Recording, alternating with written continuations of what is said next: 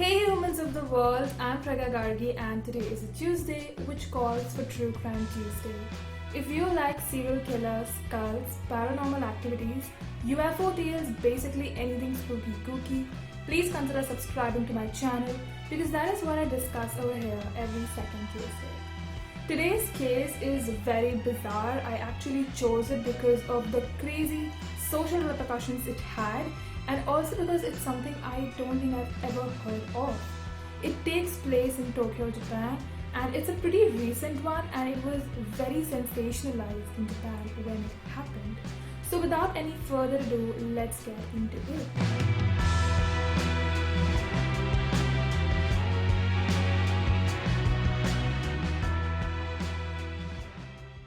Shinjuku area in Tokyo, Japan is known for its buzzing clubs, neon-lit nightlife, upscale hotels and urban landscape, and this is where our story of today occurs. Born in China, Yuka Takaoka came to Japan when she was just 2 years old and she was studying to become a nurse until she got the job as a manager in one of the hostess clubs in Tokyo in October 2018. Now, what's a hostess club?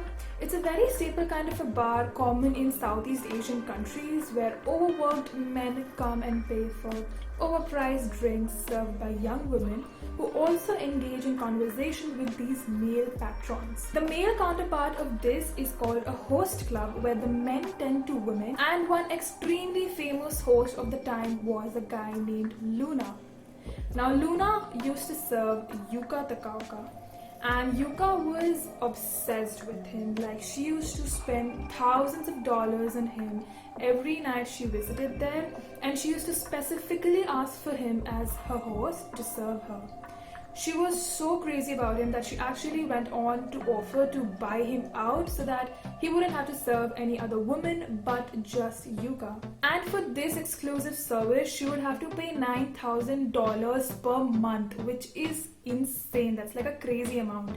But she didn't stop there. She actually went down to buy an apartment for the both of them where they supposedly moved in May 2019.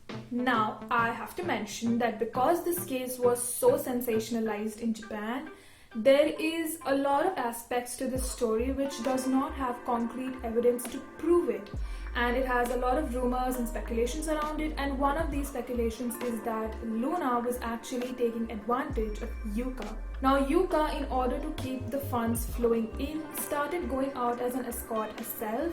She even went on a trip abroad with a considerably older gentleman just so that she could earn some extra bucks and is able to afford Luna's services. So we can actually see that Yuka was ready to go to any extent in order to spend some time with Luna. Like, she was ready to do anything. She was damn deranged about him, honestly. On May 23rd, 2019, Luna was supposed to meet Yuka in their apartment, but he got late because apparently he was spending some time with a female patron of his in a hotel.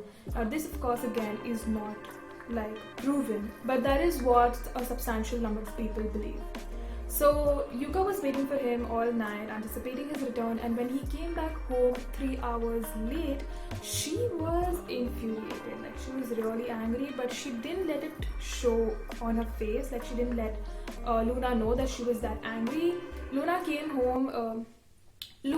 in, he went to the washroom, took a shower, wore his undershorts and went to bed. Meanwhile, Yuka was snooping around through Luna's phone and she found a picture of him with another woman who honestly could have been anyone, like a friend or just a mere patron, whoever, but Yuka assumed the worst and then she waited for Luna to fall asleep. Luna woke up to see her cutting open his stomach and abdomen with a kitchen knife. He was horrified. He begged for her to stop. He told her that he would not call the police if she just phoned an ambulance for him. But Yuka looked at him and she said that you're gonna die and we're gonna be together in heaven. Then she asked him, do you like me? To which he said yes. I mean, of course. Those circumstances, I would say yes to anyone. Thankfully, Luna was able to push her off and run till the lobby, but by the time he reached there, he had lost a lot of blood. He collapsed and lost consciousness, and Yuka caught up to him. At this moment, the viral picture was taken, and in this picture you can see Yuka calmly sitting by his body. She's covered in blood, smoking a cigarette and using her phone, and this picture really went viral. Someone in the lobby had called the emergency number. They came and they took Luna to the hospital in a critical condition. And Yuka's pictures being taken away by the police was widely circulated all over the internet. She became an internet fascinating sensation. Police found her diary and notes which were written in blood, and one of them said, "I like you so much, I wanted to kill you." She confessed to the police that she intended to die after watching him die. So it was this sort of a murder-suicide thing where she thought that after killing him and herself, they would be together in afterlife. She said in a statement, "Since I loved him so much, I just couldn't help it." This confession of hers became public, and a community of people started developing a deep admiration for her.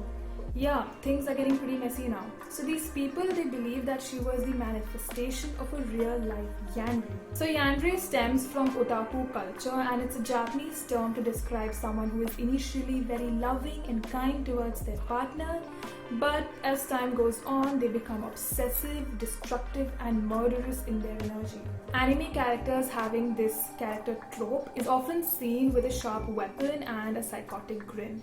Yuka's admirers, they called her, quote, "too beautiful attempted murder suspect," unquote.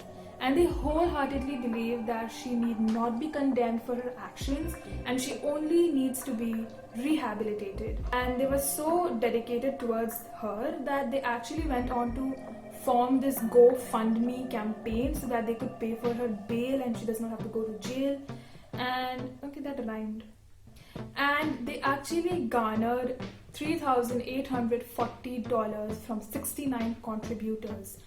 Who were these people? They were literally condoning her violent actions. I cannot believe she managed to have a fan base who funded around $4,000 to her. It's crazy. So obviously this donation caused an immediate public outcry, and it was removed, which wouldn't have been a reality in first place had Yuka not been considered conventionally fitting of the beauty standards, or had she been of any other gender. And while researching through this case, I went a little deeper and I found this term called the pretty privilege. It's basically the idea that people who are considered attractive according to the current societal beauty standards have an upper hand in life, you know. Better opportunities, more sympathizers, all that jazz. If you want me to cover and do a commentary video on this, going deeper into its details and how it affects your life, let me know down in the comment section below. Yuka was already an avid anime fan, which is quite evident from her Instagram, where you can see that she's cosplaying these various yandere anime characters, and it can be contended that she possessed a certain psychological disposition to violence already, and the level of brutality which she saw in these anime shows, which she really enjoyed watching, might have inspired her to manifest her destructive tendencies in the most harmful manner. Which actually led to this big debate. It sparked this debate as to whether these violent anime shows should be banned or they should be censored. Let me know what you think about it. Which side of the debate are you on in the comment section below. The official status of the victim was finally concluded on July 1st, 2019, where he tweeted, "Sorry, I am back and alive," and then he added, "Since I was stabbed in the liver, I can't drink." In an interview, he said, "After I got an uncomfortable feeling in my stomach, I looked and saw a knife protruding and a lot of blood. Strangely, I felt no pain, but I was shocked and frightened. So I shoved her from the bed and fled. She then chased me. I thought I was dead." To end it on an even crazier note, while researching, I actually found fan arts of Yuka and Luna, and y'all need help. Goddamn, these people need help. It's so mind-boggling. I found these fan edits. I really don't know what to say about them, honestly.